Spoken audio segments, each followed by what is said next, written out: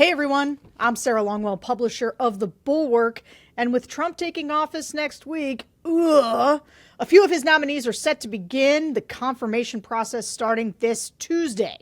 And while all of the attention is going to be focused on Pete Hegseth, let's not forget how unqualified some of these other picks are. And I wanted to go over a few of them with you today, starting with good old Kristi Noem. Kristi Noem is nominated for the Department of Homeland Security. That means she is charged with keeping us safe here at the Homeland. You might remember her best potentially as the governor of South Dakota or as the woman who might have been Donald Trump's pick for vice president, except that she wrote a book in which she copped to shooting her dog in the face, I think because it killed some chickens. I can't remember exactly, but I think that's what it did. And apparently you can do a lot of sexual assaulting. You can do a lot of approaching underage girls. You can do any manner of things, but MAGA will not. They view themselves as kind to animals. Laura Trump, I think, is a big animal rights person. And so Kristi Noem was out. She was out, but she's good enough for Homeland Security. So it's funny, though. Everybody remembers the dog thing, but I'm not sure people are as familiar with the fact that she lied about a meeting with Kim Jong-un. Writing a book is a bad idea if you lie about a lot of stuff, because once you put it down in print, people can fact check it. And so that happened to her. And I don't know, do we have a video of her lying about Kim Jong-un? When you write in the book, I remember when I met with North Korean dictator Kim Jong-un, I'm sure he underestimated me. That, as I understand, is now being removed from the book at your request. Yes, when I became aware of that, we changed the content, and the future editions will be adjusted. And, I appreciate that. I've met with many, many world leaders. I've traveled around the world. I should not have put that anecdote in the book. And at my request, they have removed it. That specific meeting didn't happen? I'm saying that I'm not talking about that meeting. I'm not talking about my meetings with world leaders. But you there's do some talk that are about in the meetings book. with world leaders. There's some that are in the book, and then there's some that's not in the book. Many of them, actually. Why are there two specific mentions of meeting Kim Jong-un and talking about him? And a specific memory, I'm sure he underestimated me, having no clue about my experience staring down little tyrants. Did you tell your ghostwriter to write that? I specifically have worked on policy for over 30 years. And over that time, I have traveled around the world, and I have met with leaders around the world. And that anecdote, I've asked them to change the content, and it will be removed. It's a simple question. Did you or did you not meet with Kim Jong-un? That's the answer that I have for you, is that it will be adjusted. And as soon as I became aware of it, that content was removed. Here's the thing. We're going to get distracted this week because Pete Hegseth, who we will get to in a bit, is such a uniquely unqualified person. But we should not lose the fact that this person, ladies and gentlemen, is being put up for the head of Homeland Security.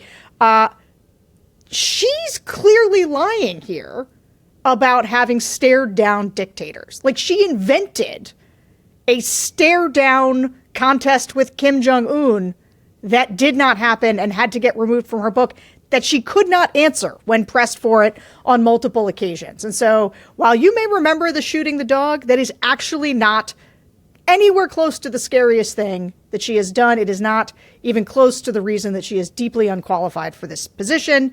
And then just like to throw on for good measure, I'll just give you a couple other Kristi Noem tidbits. One of the little scandals that she's had was she did not deploy the National Guard during South Dakota's historic flooding last summer. They had this incredible flooding up there. And instead, she was using the National Guard to send them to the southern border. Now, I'm not sure they were needed at the southern border so much as she wanted a photo op. She wanted to raise the salience of the issue of immigration, but she wasn't taking care of the people in her own state. Again, this is relevant because she is now in charge of Homeland Security for the United States of America. She also, because now I think we can identify her as something of a serial liar, fabulist. She also claimed that the cartels were infiltrating South Dakota's Native American tribes. And as a result, she was banned from Native American land in South Dakota, which matters in South Dakota because there are there's a lot of Native American land up there. So there it is. Homeland Security.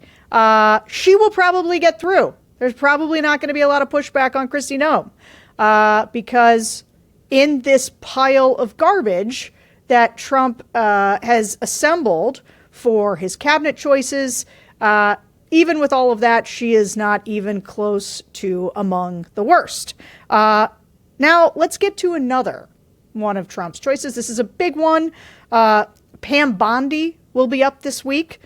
She is up for Attorney General. She was put in after Matt Gaetz withdrew his nomination. Originally, Donald Trump had put Matt Gaetz up, but Matt Gaetz had this report that was going to be released to Congress that was an investigation of allegations that he had trafficked young girls, offered money to young girls. And of course, that report was subsequently released and found that he had paid young women for sex, women who were underage. Not much to be done about that at this point because he's no longer a member of Congress, no longer up for Attorney General. But it is a good window into Trump's, what would we call it? I don't know, who he thinks is good for these jobs, like his judgment, broadly speaking, that somebody who was hated by his colleagues and who had many allegations against him about drug-fueled parties, lots of terrible things with women. This is who he thought should be the top law enforcement official in the United States of America. Matt Gaetz was forced to withdraw. That's good. And instead, though, came Pam Bondi. And now we have another instance where, because the original choice was so unqualified, so disgusting, that Pam Bondi seems like a perfectly normal choice by comparison. And yet, Pam Bondi was among some of the most vociferous election deniers in the country in 2020 when Trump was, lying about the election being stolen. And she started a lot of conspiracies, interestingly, about Pennsylvania, which is not the state that she's from. She is from Florida. She's the attorney general there in Florida. Let's listen to some of the things that she said back in 2020. All the good residents who are all supporting us in Pennsylvania, their votes don't count by these fake ballots that are coming in late. What, and back Pam, to the observation, they're not letting us watch the process. Pam, did you just say fake ballots? There could be. That's the problem. If they're letting, we don't know, Steve. Do you have you heard stories of, ballots that are fake? And if so, just tell us what you know. Well, we know that ballots have been dumped. There were ballots that were found early on. We've heard that people were receiving ballots that were dead. The thing that's happening all over the country. Were they legal ballots? Well, no, not if people were receiving ballots where they were deceased. That's the problem. And that's why the supervisor of elections cannot extend. She wants to keep extending this process. So, as you can see there, she was running, I think she was part of an organization, Women for Trump, back in 2020. But that is her spreading completely unverified conspiracy theories about ballot dumps and all this other garbage you heard about back in 2020, all of which turned out to be completely untrue. There were many audits of these states. Bill Barr and lots of other Republicans, especially when they were all under oath for the January 6th committee, said all of this stuff was false. And so now we have, as the highest attorney, the highest law enforcement official in our government, somebody who lied, made up stories, went on TV and talked about completely wild and unverified claims, all of which, by the way, was the central lie that ultimately led to the attack on the Capitol. Sometimes we talk about January 6th like the attack itself was the worst part. And obviously that was the manifestation. That was the ultimate sort of way in which the lie sort of came home to roost, was in that awful day. But so much more damage was done before that event, right? What led to that event was so many people being misled by government officials who just ran with these wild conspiracies, did nothing to check into them, and went on TV and got everybody exercised over things that weren't true. And that did grave damage to people's sense of the legitimacy of our electoral system. And the way that we count votes, that kind of conspiracy mongering is obviously very much alive and well today. So in a normal world where Matt Gaetz hadn't been put forward as the first option, Pam Bondi, I think, would also be somebody who we would think of as not particularly qualified for this role. However, what you're going to hear is a lot of people thinking, well, she's the Attorney General of Florida, and boy, oh boy, she's no Matt Gaetz, and that'll be enough for them. So I think she will get through as well. But I'll just throw in just a couple other small things on Bondi. She also looked the other way when people suggested that she should investigate Trump University, which, Trump University, I mean, the number of scams this guy was running before he was elected president. People forget this now, and they think that he's like the gold standard for somebody who tells it like it is. He was scamming people on every front, from Trump steaks to Trump wine to Trump University. And then she also, in 2013, personally solicited a political contribution from Trump while her office deliberated joining an investigation of alleged fraud at Trump University. Trump held a fundraiser for her after her office chose not to investigate. That's interesting. It was for $150K. These are the kinds of little things, little details that in a different world, like 10 years ago, they would have knocked somebody out of contention. You would have never been able to become the Attorney General if you had one of these sort of little pay-for-play scandals in your past with the current President of the United States. But also, you wouldn't have somebody like Donald Trump as President of the United States. Okay, let's get to one of the other picks, Marco Rubio. Congrats, Marco. You did it, buddy. I'm happy for you. Trump called you Little Marco. MAGA's attacked you relentlessly your whole career. You've changed your personality. You've changed everything about yourself to accommodate them. And now you get to be Secretary of State. So honestly, we could do a lot worse, but don't take that as my endorsement, because it's just an objective fact that we could do a lot worse. So congrats, Marco. Let's go to Russell Vought, who's now going to be the head of the Office of Management and Budget. He is a Project 2025 author. I wanted to bring him to your attention because Donald Trump said he had nothing to do with Project 2025, but you're going to see a veritable parade of people who authored the big book on Project 2025 coming through these nominations. Russell Vought is one of the bigger ones in the cabinet. He was also a Heritage Foundation employee, which is, of course, where Project 2025 that Trump disavowed. There was a whole, the whole working group there working on it. Russell, he ran OMB. He was actually the director for like a little bit of time back in from 2020 to 2021. So we're talking about a pretty short stint, but I wouldn't say he's unqualified. But again, in the before times, would have been somebody who was somewhat controversial, mainly because of clips like this. In an ideal world, I mean, I think we could save the country in a sense of,